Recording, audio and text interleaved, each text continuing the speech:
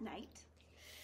My name is Miss Megan, and this is my guest listener slash daughter, Eliza. Hello. How old are you, Eliza? 9. She's 9 years old. And what grade are you going into? 4th. 4th grade. So I asked Eliza to help me choose the right book for this. And I have to be honest and tell you that I have not read this book.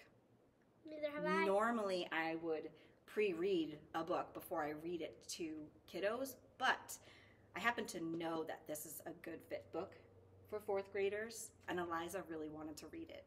I never said I You really did, yeah. wanted. Yeah, you did. So it'll be fun for both of us to have like the surprise of what's happening in the story versus me knowing everything and you being surprised. So it will all be surprised. Yeah. Okay, so the book that we're going to read today is called The Big Dark. The Big Dark, and it's by Rodman Philbrick. Okay, so one of the amazing things about this book is that it takes place in New Hampshire. Where we live. Yes. So I'm just going to read a little bit about it before we start. What would happen if electricity suddenly failed? If every cell phone, computer, car engine, battery, and electrical circuit stopped functioning? When residents of a remote New Hampshire village, kind of like Gilmanton, gather to watch the Northern Lights, they're expecting to see something spectacular. What happens next will change their lives and challenge their very existence. A massive solar flare knocks out the power grid, and as darkness overwhelms America, cutting off all forms of electronic communication, one young man will have to summon every ounce of courage he can muster. With his hometown spiraling into chaos, Charlie Cobb sets off on a perilous journey to save his mother's life. Stalked by wild animals and confronted by hostile armed civilians, Charlie also encounters extraordinary warmth and generosity in the most unlikely places. But who can he trust? And who will prevail? The Big Dark is a thought-provoking story of determination and survival that will leave readers asking themselves this: what would happen in my neighborhood if the lights went out? And now we are going to get started. I just wanted to say one more thing about the author of this book is also from New Hampshire. And he's won something called the Newbery Award, which is like the most famous book award of the kids' world. Anyway, so here we go. We're gonna Geomagnetic interference, GMI. A massive disruption of the Earth's magnetic field that affects electrical circuits, such as a disturbance may interrupt, obstruct, or otherwise degrade or limit the effective performance of the circuit. In an extreme case, electricity, as we know it, fails. This is a quote from Joseph D. Mangano from the Journal of Applied Physics in an article titled Conductive Phenomena Related to Massive Solar Events. And that might sound very confusing now, but maybe at the end we'll kind of know what that means. Chapter 1, The Night That Changed Everything. Where were you when the lights went out? I was in Harmony, New Hampshire, on a night so cold you could sneeze icicles, watching the Aurora Borealis break dance across the Milky Way. It was New Year's Eve, of course. We all remember that, those of us who survived. Most of the folks in Harmony, population 857 at the time, were out on a snowy baseball field in the night shadows of the White Mountains, watching the sky go nuts. Me and my mom and my sister and most of my friends, we all saw it. Our science teacher, Mr. Mangano, had set up his telescope, but really you didn't need a telescope. All you needed to do was open your eyes and look up. My name is Charlie Cobb. Everyone has their own story about the event or the pulse or whatever you want to call it. Must be, 7 billion stories? This is mine. What happened when the Big Dark came to our little town, and what King Man did in the crazy cold and the long trek down the mountain. All of it. Eliza's got to read a little. Like everybody else that night, we thought we knew what to expect. The so-called Northern Lights would be visible as far south as Cuba. On account of a wicked big sunstorm, something about the solar wind hitting Earth's atmosphere and putting on a light show. Mr. Mangano explained how it was a stream of hot gases belched, like burped. Belched out by the sun. And something about charged particles, whatever they are. All we really need to know, me and my friends, was that we had a great excuse to be out late on New Year's Eve, outside, in the dark of night, and not having to watch the stupid ball drop on boring old TV while they droned on about the cute, sad things that happened over the past year. Want to switch now? Sure. Good job. Except it wasn't dark that night. Me and my best friend, Gronk, we planned to set off some cherry bombs at midnight. But the sky was so bright, his mom caught us before we had the chance to take off our mittens. It was so bright there were shadows on the snow, like in the daytime. It was so bright it almost hurt to watch, except you couldn't not watch because you might miss something spectacular. When I think about it now, looking back, it was like super spooky. But at the time, we thought it was really cool. People were oohing and eyeing like at real fireworks. Oh, did you see that one? And wow, that was amazing. And it was amazing. There were sheets of shimmering green and shivering purple and weird little flashes of red along the horizon, and colors no one could quite describe because we'd never seen anything like it. Imagine a lightning bolt hitting a box of crayons and turning it into a colored stream. Wow. Like that. It's pretty cool. Yeah. Electric colors rippling and pulsing as if they were alive. Colors so insane you almost forgot how cold it was. Or maybe the cold made it more intense somehow. So do you know what he's talking about? The colors in the sky? What are they there watching? It's something... Fireworks. Nope.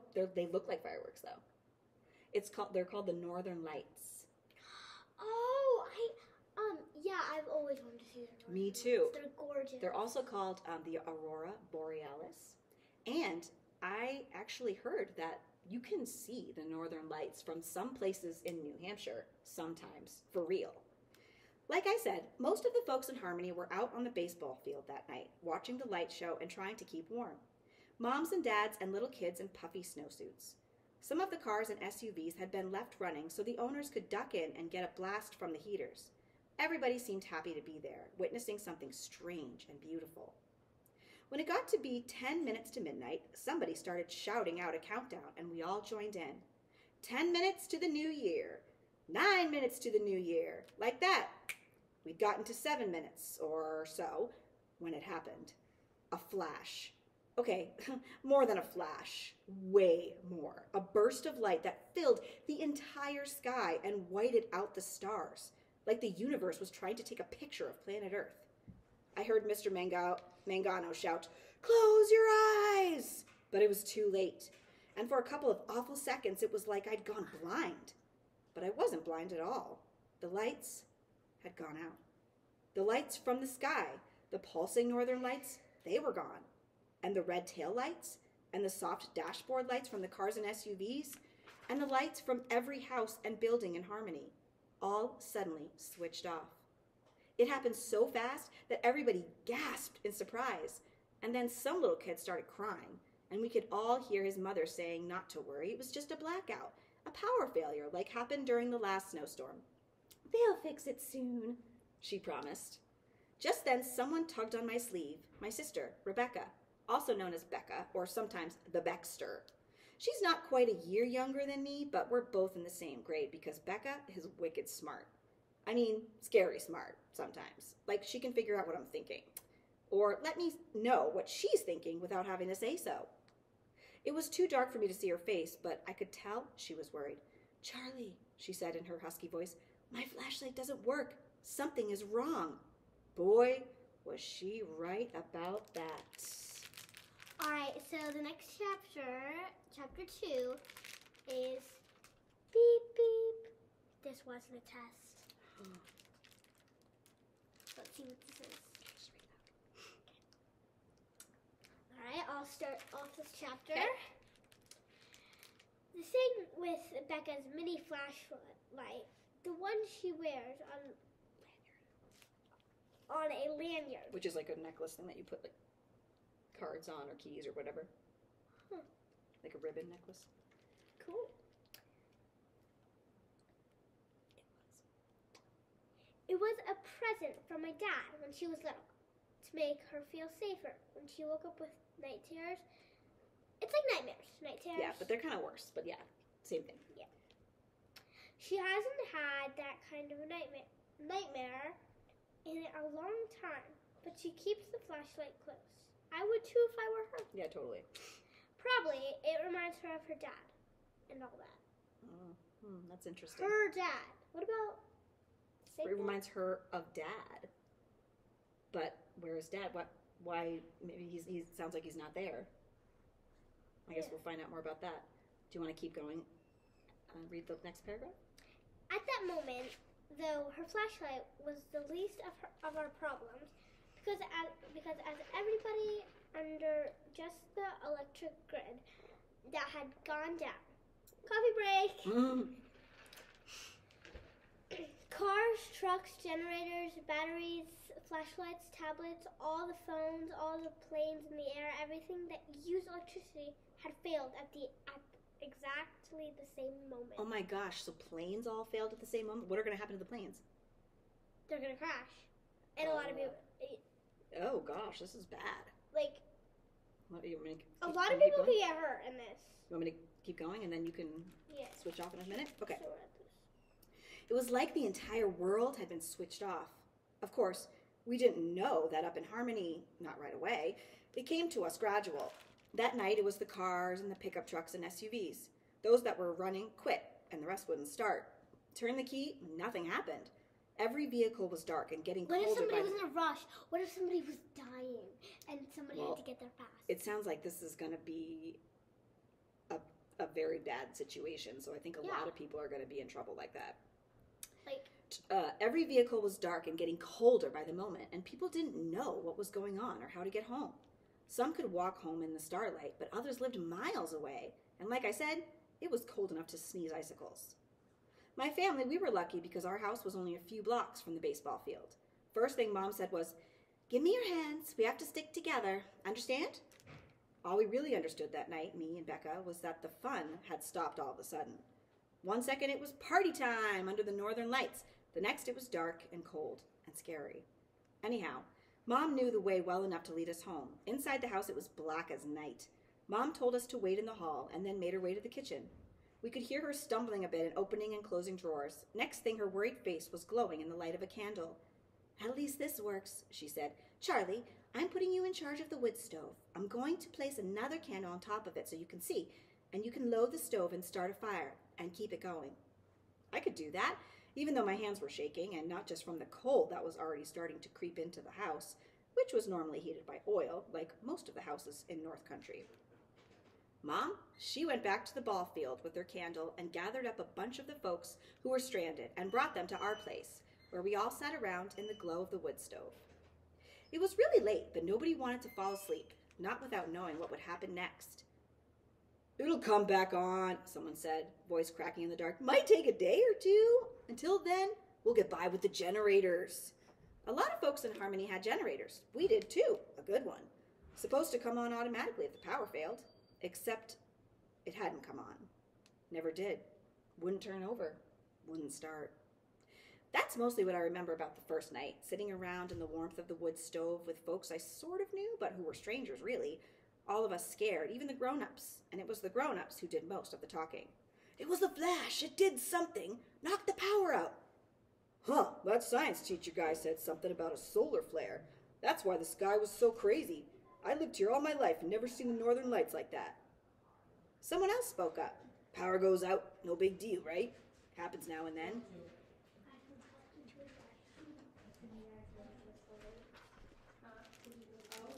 "Usually, when a storm puts trees down on the wires," we're just going to finish this one page and then we're going to stop for today.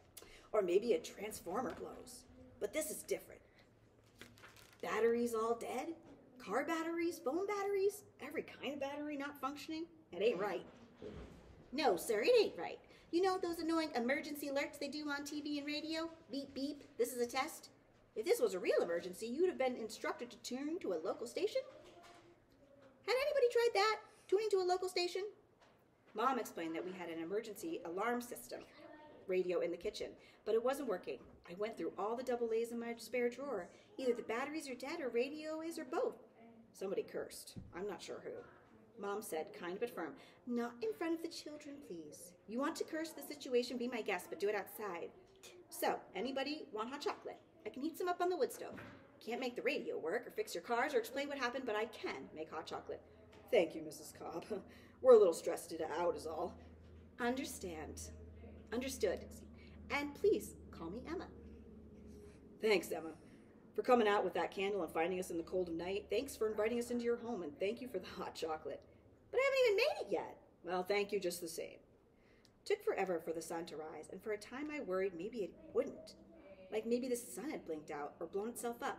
But it came up normal enough, edging over the horizon, a hot blob too bright to look at directly, and soon we could feel the heat of it coming through the windows. So planet Earth was still turning, and the sun was still burning. Only thing missing was electricity.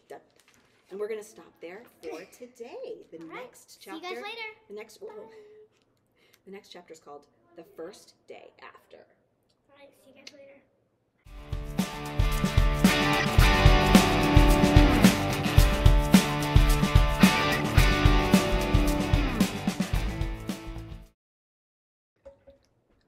Ready?